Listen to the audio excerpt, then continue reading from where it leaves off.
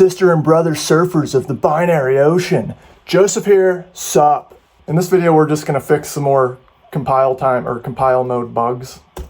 So let's jump in and I will show you the bugs that we're getting, or at least a couple of them. We're gonna fix a number of bugs here, but we're not actually gonna change a whole lot of code, so it's kind of nice. There's a lot of bugs that are kind of stemming from the same situation. So for example, if we have, say we have colon Bob, so we're in compilation mode, and we want to put, continue it. Right now we're getting this crazy bug where when we put our enter, it just crashes. Okay, and then once we fix that bug, and then we still have the possibility of another bug, which would be if we're already in compilation mode and then we put another colon, we don't want it to we want to handle that and just print a message to the user saying, we're already in compile mode, so no, we're just going to ignore this second colon that you put, since there was no semicolon to get you out of compile mode. And also, when we run our compiled words, we're getting these extra statements here, and we just want to fix that so that we just get a single OK, just clean it up. And then also, when we hit return here in the interpreter, see how it just keeps repeating what was last in there? That's kind of messed up. So if we put 20, okay, there, it just keeps repeating. Yeah, it's doing some crazy stuff. So we're going to fix all of that in this video, and it's going to be, there's not a whole lot involved with fixing that, actually, surprisingly. So let's just go chronologically. I think that's the best way to do it in our code. We'll start in our process input function, declaration.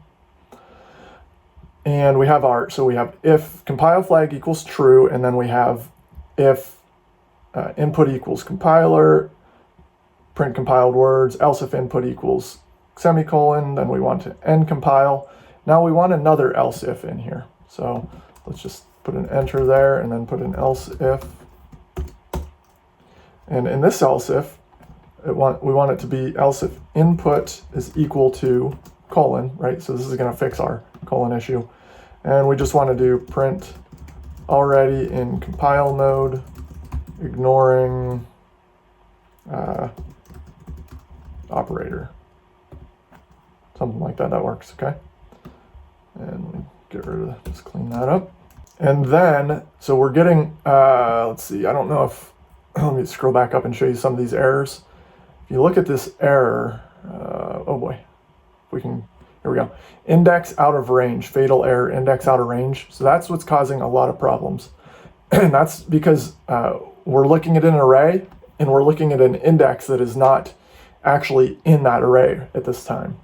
And so we can fix that. The problem, it took me a little while to find this, but the problem is right here with this if statement. We have if input array index -1, and it's checking that even on the first, if we're in compile mode, the first value that it gets for input, it's going to check. And if it's the first value on a new line, and we try to subtract 1 from it, that's out of the bounds of the array. That's out of the range of the array. So to fix that, it's actually pretty simple. We can just say if index is greater than 1 and, okay, I shouldn't have taken that part out, and input array index -1 equals colon. So that's going to look and say, well, okay, so if we're going to subtract from our index, it's not going to put us to our out of bounds range, because it's going to put us just to the first value of our index, and that's where we want to be, right, if we're seeing this colon here. So if the index is greater than 1, and now we're not going to get that problem, because we're never going to subtract 1 from the index if it's not greater than 1. Okay, so that fixes that. Let's go down a little bit further. We want to be around outside of, let's see, it's still in our process input function. It's toward the bottom here with our else ifs, where we have else if compiled words contains. We want to actually add a little bit onto these else if statements. We're just going to add and input is not equal to blank.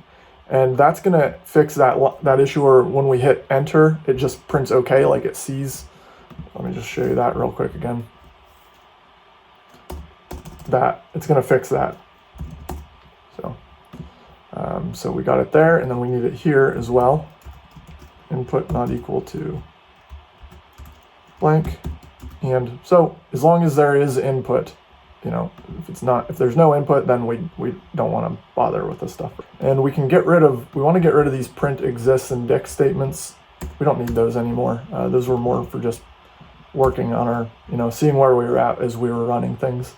But now if it exists, it's gonna handle it properly, and we don't need to say that it exists. I'm gonna add another else if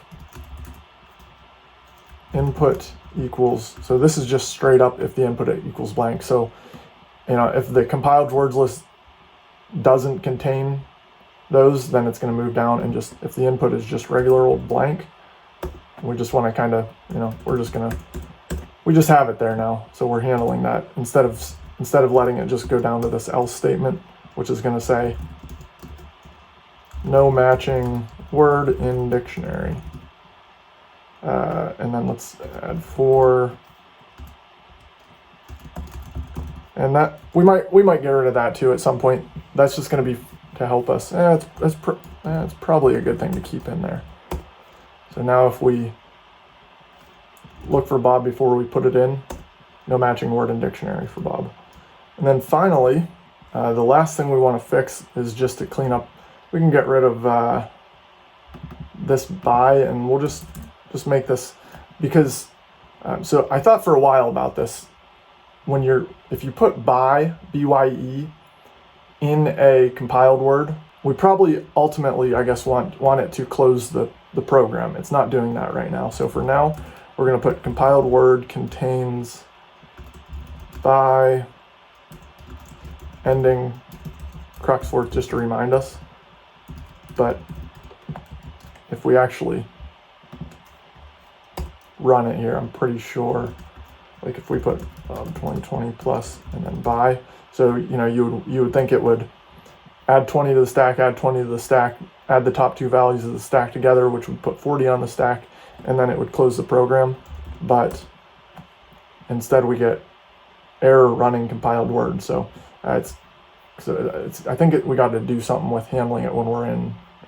I don't know yet. So that'll be for the next video. So anyway, that's where we're going next. We might just need to change our run words function to return values, just like we did with our process input function, and then we can handle that by properly, that BYE, when it's within a compiled word. So anyway, that's it. We're getting close here. Let's pull up our web browser.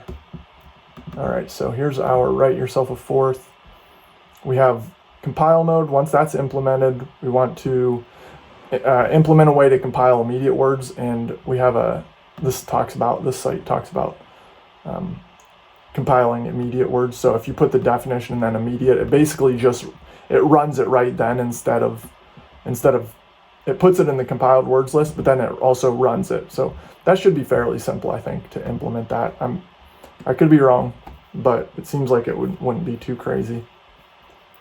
And then do something interesting with immediate words. We'll figure that out, I guess. And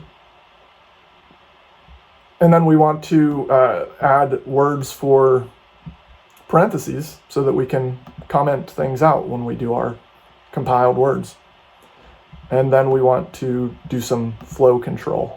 So here it says in fourth, if, while, and similar control flow constructs are not built in but implemented, implement them in your fourth. However, if we look at the fourth.com, it does have if then built in. I mean, it talks about it right here. It's all built in. So I'm not sure why this website said that.